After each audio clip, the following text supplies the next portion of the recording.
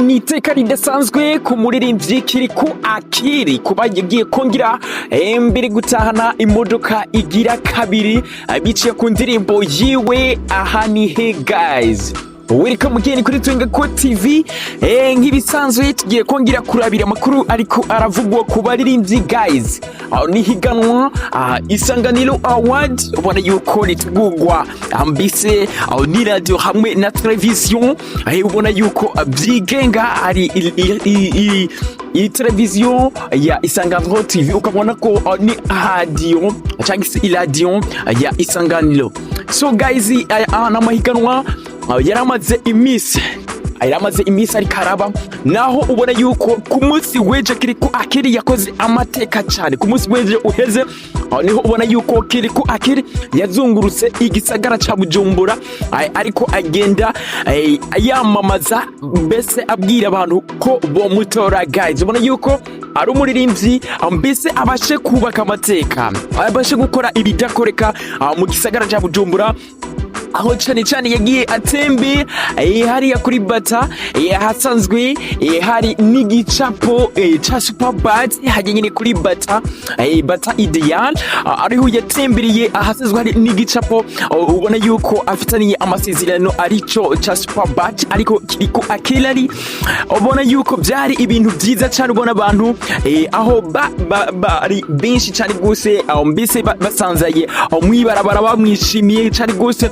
nuko yagenda mbese ababwire yuko BAMUTORE akavuga yuko kari mwiganwa mbese ya Isanganiro Award. Ni Kirikou Akili amahigwe menshi yamaze kugaragara mbese bicino ku mbuga hwaniro aho ubona yuko yagenda indirimbo ahaniye yagenda iba yatowe cyane kurusha abandi mbese ni bari mu gice gishira icyanyuma nkuko Isanganiro Award barayibabishikirije yuko uno munsi baza kuba hari uno munsi muzabasha kumenya uza gutahana ujya mu muduga wa Lactis warakara umuduga wa Lactis indirimbo iza kubiyambire ndetse umuririmbi aza kuba wa mbere aza gutahana imodoka ya Lactis guys. Ni Kirikou Akili n'akanyamuneza keshi yabashe gushimira abantu bose bamwitwaye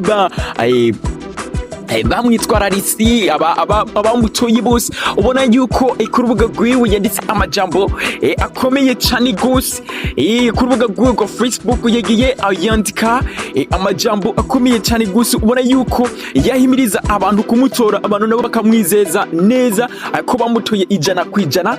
Bugabo Kirikou Akili akabasha kuvuga yuko mbese wewe ayoba yiha nka 10 kwijana.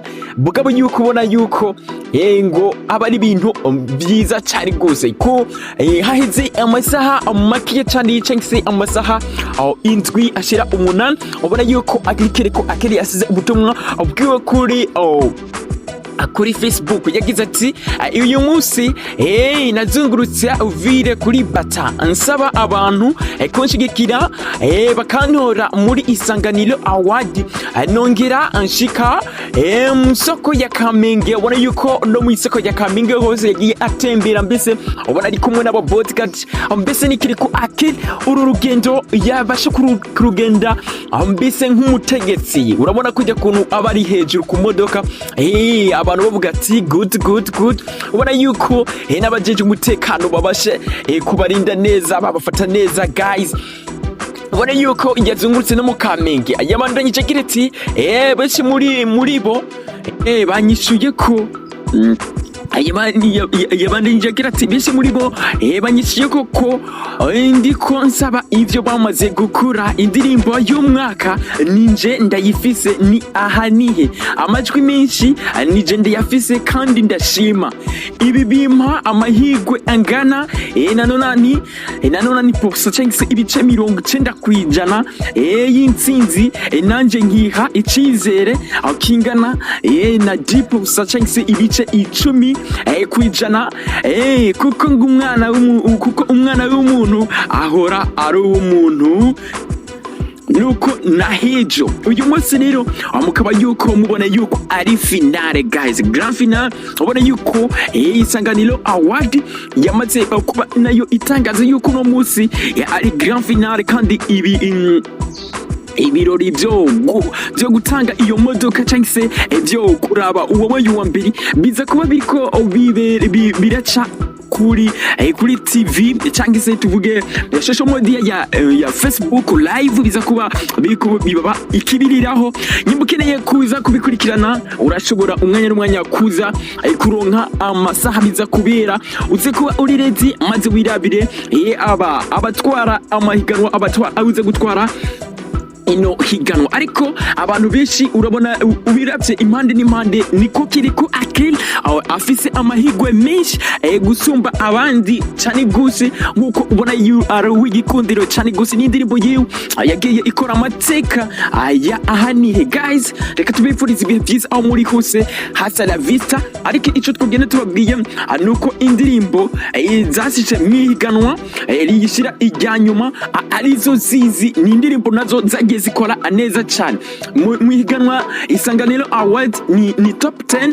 Ubona ni indirimbo 10 zari zabashe guhiga mwihiganwa irishira ijyanyuma. Ariko uno munsi tuza kumenya umwe atahukana imodoka ya Lactis, imodoka nziza cyane gose, imodoka ayizimbye.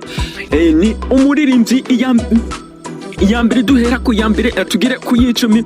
Ubona yuko hari hashitse ya Komsa by Siege. Iyi Komsa nayo musanzwe muyizi kari indirimbo nziza cyane y'umuririmbyi wa gospel. Ugaca ubona ko turi ibyabona ya Redemption Voice, hakabaho na Gakado by Moriya Free na Asa to be, hakabaho na Samplera ya Dramati, hakabaho ahanihe by Kirikou, hakabaho na Go by DJ Filibite ari kumwe na Agira, hakabaho na Babi ya Rinoji, hakabaho na Lekasha ya D1 Ndalira by Izire, hakabaho na Burundi Bwiza by Amagaba. Izi nizo ndirimbo zari zabashe gusika muri final, grand final. Ubona yuko naho uno munsi nyine itariki 28 z'ukwezi kwa gatatu tuza kugenda tubasha kumenya uza gutsindira ino modoka. Ariko mu bantu batatu bambire twe twabashe kuba tubona bari on top nino ndirimbo ya ahanihe, hagakurikira indirimbo